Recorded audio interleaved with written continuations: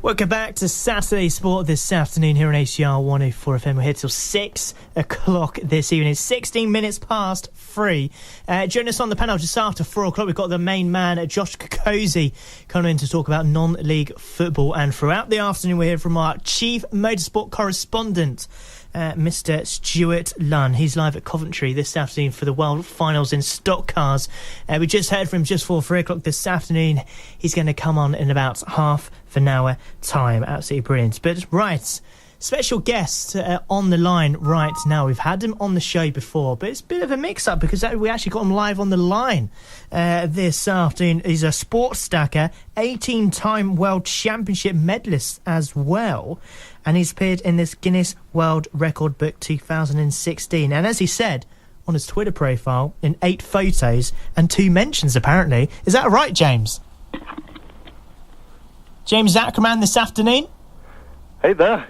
Hello, James. How are you? Yeah, I'm doing really good, thank you. Absolutely brilliant. You're a sports stacker, and you've won 18-time World Championship, and you're a medalist. Tell us about that. That is so cool.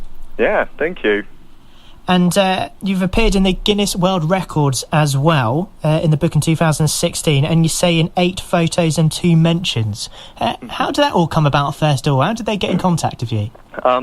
Well, they contacted Speedstacks first of all, and then afterwards then Speedstacks actually got to my dad, and then at first we were originally going to have it as that, well, they wanted it to be that they were going to be having me performing my sports stacking skills in front of just a small amount of staff, but then afterwards the conversation just got bigger and bigger, and it ended up being that I got to perform my sports stacking skills in front of the whole Guinness World Records staff, which that was just unbelievable.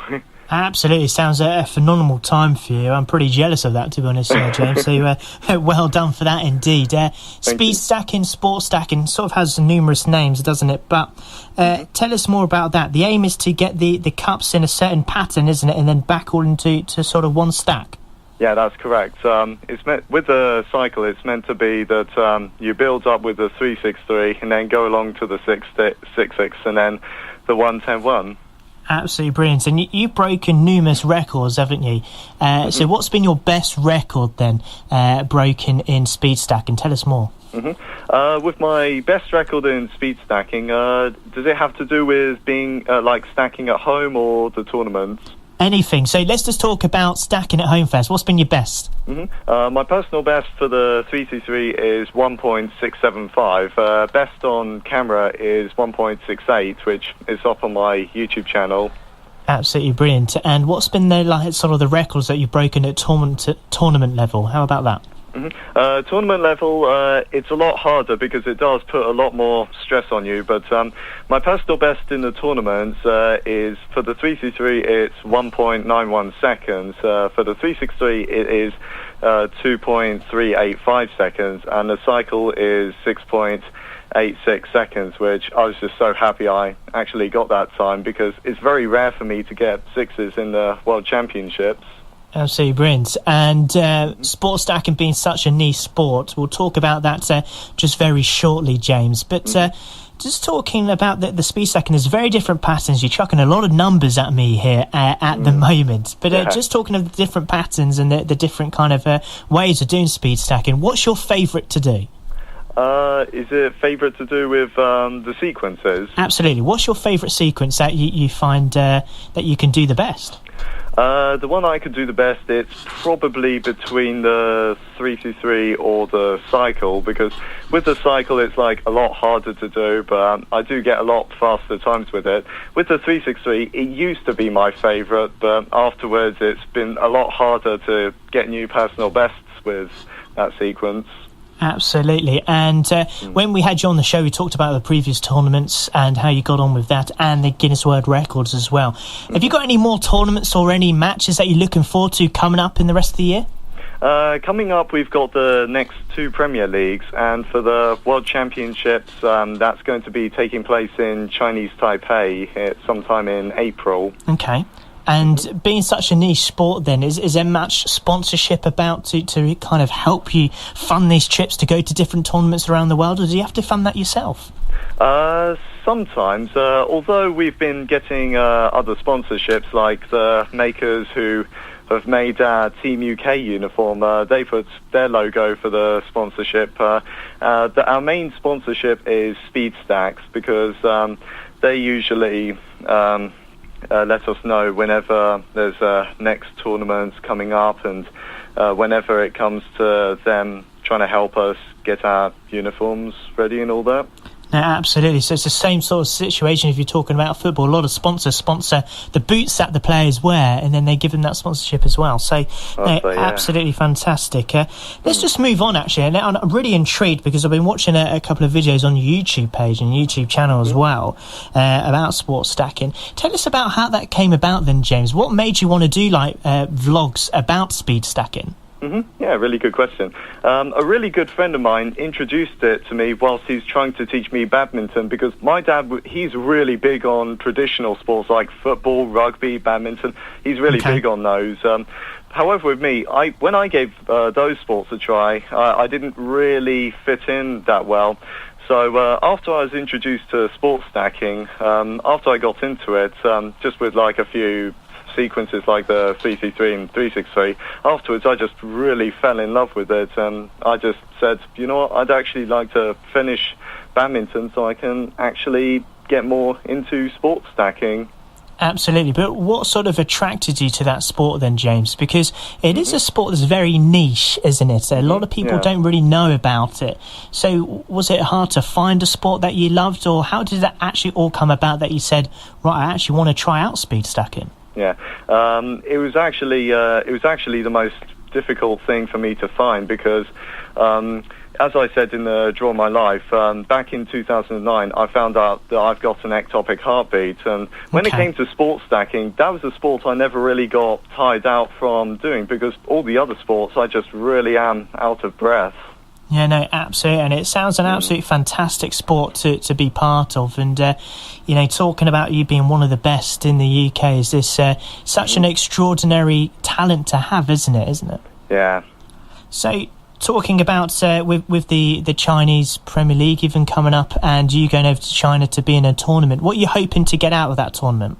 I'm hoping to possibly get into the top 5 or top 3. That's one of my main goals, but it's actually a lot harder because I'm in the 19 to 24 age category now, because I'm going to be 20 in 2 months' time, and it's actually a lot harder to make it into the top 10 for the finals, and especially that there's loads of Chinese and other fast Asian stackers.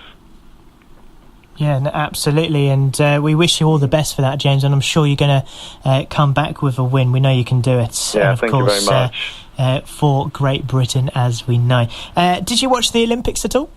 I watched some of the Olympics. I watched mainly the diving with Tom Daly and also Daniel, and they did superb, like getting the 3rd bronze medal, which that is just beyond amazing. Absolutely. And do you think maybe speed stacking should eventually be an Olympic sport?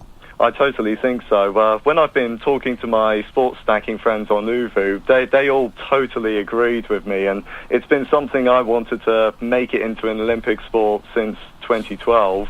Absolutely brilliant, and you never know, it could be an Olympic sport sooner than you think, and we hope it can, James, we really do. Absolutely. So just talking about how often you practice, how often do you actually train or practice during the week on your speed stacking? Is it sort of an everyday thing for you? Sometimes it's an everyday. Really depends on my mood, because usually, as I'm now getting to the point of trying to get a job, usually if I don't get like a job with sports stacking, then it might get a lot harder to find a date in order to practice. But usually for now, I usually practice about 2 or 3 times a week. Okay. And is it sort of one of these sports where if you keep practicing, you're going to get better and maintain, that perfection of the sport? But if you delay it a bit of time, is it sort of hard to pick up at all? Absolutely, yeah. It takes me back to 2013 because afterwards I actually stopped sports stacking for quite some time because I was having to focus on my exams, and afterwards when I was trying to stack again, I just kept fumbling, I kept scratching, and I wasn't getting any good times, and I was almost at the point of thinking of quitting because I was thinking, is it because I'm getting too old? But afterwards I picked it up again in 2014. Absolutely, and as we know, just looking at sports stacking right across the world, there's so many young people getting involved in that now and have such a talent for sports stacking. Is that worrying you at all? Is it putting a bit of pressure on you to try and beat them? It usually depends how fast they are.